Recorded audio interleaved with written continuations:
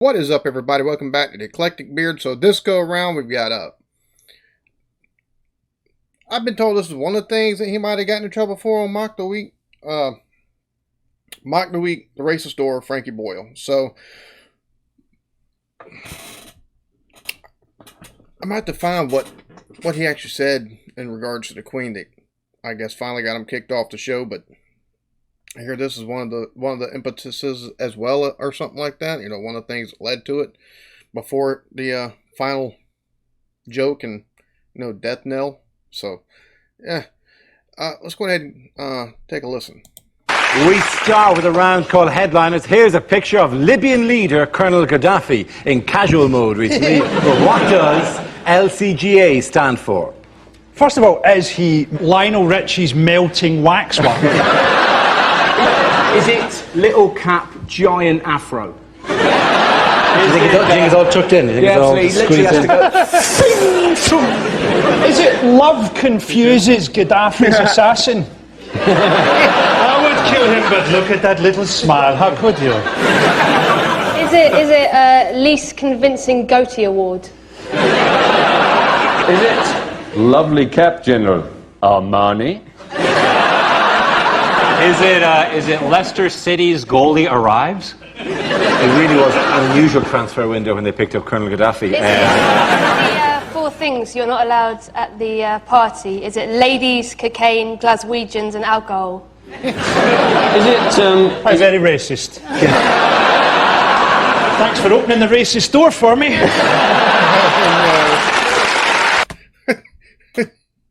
So I'm glad. I'm guessing the Glaswegian.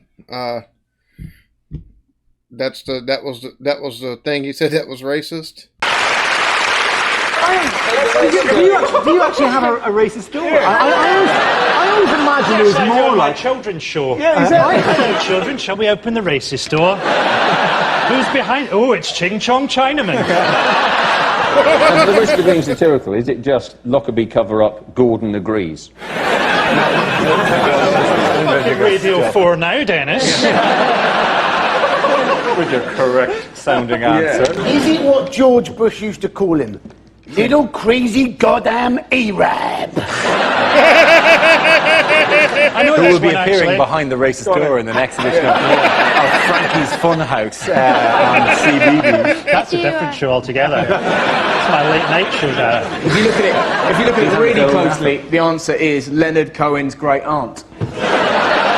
I'm genuinely going to have to get a correct answer. Libyan Colonel... Oh no, Libyan celebrate Gaddafi's anniversary. It is, of course, well done, Hugh. It didn't take much for him to step through that racist door. Yes, the answer I was looking for was Libya celebrates Gaddafi anniversary. The colonel seized power at a military coup 40 years ago this week. How time flies. And the country marked the occasion with 6 days of extravagant and compulsory celebration. How was it? Did you enjoy it? It was absolutely fantastic. I had a way. You will celebrate or you'll go to jail or lose your hands. Your choice. Hell of a time. Every time the dip star were absolutely outrageous. I would imagine that was top quality hummus, all right. Yeah. It was fantastic. They compared it, didn't they? He said that it would be a celebration on the same lines or even better than Beijing 2008, didn't they? And the reason he said that was because apparently, as well as fireworks and stuff, they've got the world's biggest tent. Yeah. That was a major... Which isn't even true. The biggest tent in the world is the one Vanessa Feltz uses when she goes to Glastonbury. A friend of mine. Not from you. It's the world's biggest tent, though. It would have taken an absolute arseache to put it up, wouldn't it? Do you think they just spent ages? Andy, you're putting your tents up wrong. Yeah. They had the Italian red arrows at it. To me, all the red arrows are just cowards, aren't they? Highly skilled pilots who, while we're at war, choose to perform at country air shows. Have you seen any action recently? Yes, Farnborough. I killed a family having a picnic. During the actual ceremony, the ceremony, the usual stuff, there was dancers, and then there was like a big eye for no properly explained reason, and people would walk into the big eye. That's them going into the party. You should see where they're coming out. It's really great. And then as well as that, there was this weird kind of motif, which was they commemorated the hanging of Libyan patriots by the Italians, right? Do you know what you can't see just out of that shot? The relatives of those people are desperately trying to guess the letters of a huge word.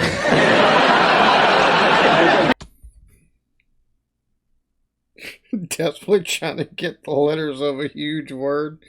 Oh, that's so fucked up. It's so funny. A news IRL hangman. A miniature of that as an executive toy. Yeah. It's almost...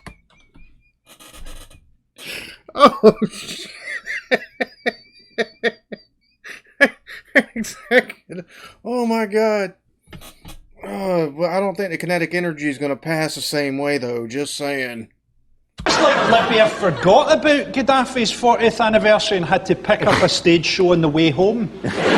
Quick, go to the garage. We need a massive international stage show. I've got an eye. What does that represent? You know, looking at things for 40 years. Good work, good work. You know, because this obviously is what Gaddafi looks like these days.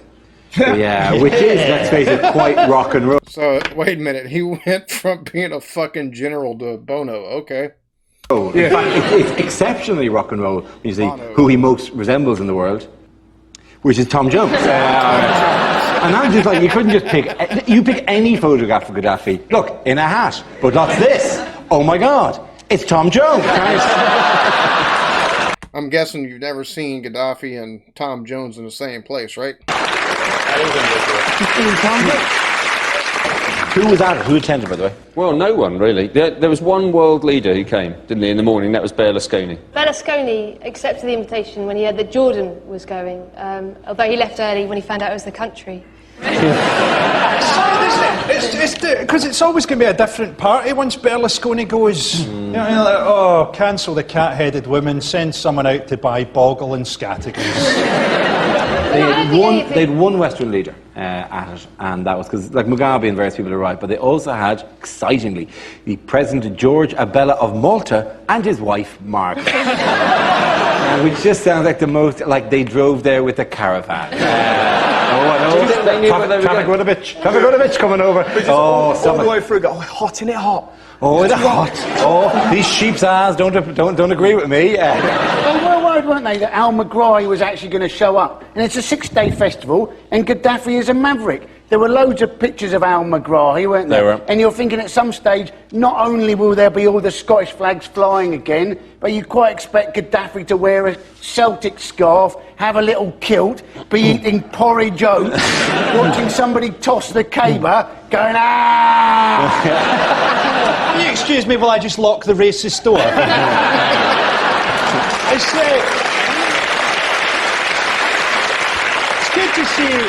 good to see McGrahy's taking the Scottish lifestyle back with him, though. He's living in a tent and taking morphine every day. I think, you know, people say it's gone bad diplomatically, but it's gone not that bad considering it's Scottish people trying to do diplomacy. It's gone quite well. The average Scottish person's idea of diplomacy is going, you're a but it's okay, I like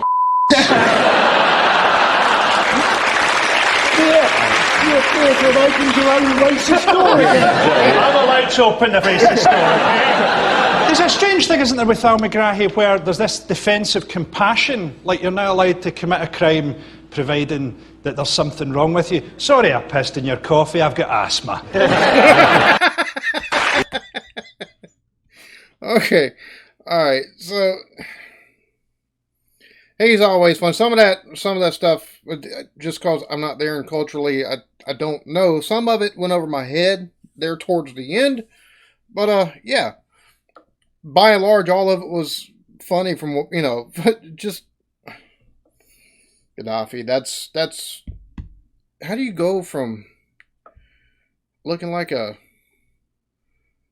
I don't know, looking like a overdone general to Bonneau from U2, just, or, you know, Tom Jones, as they eloquently pointed out.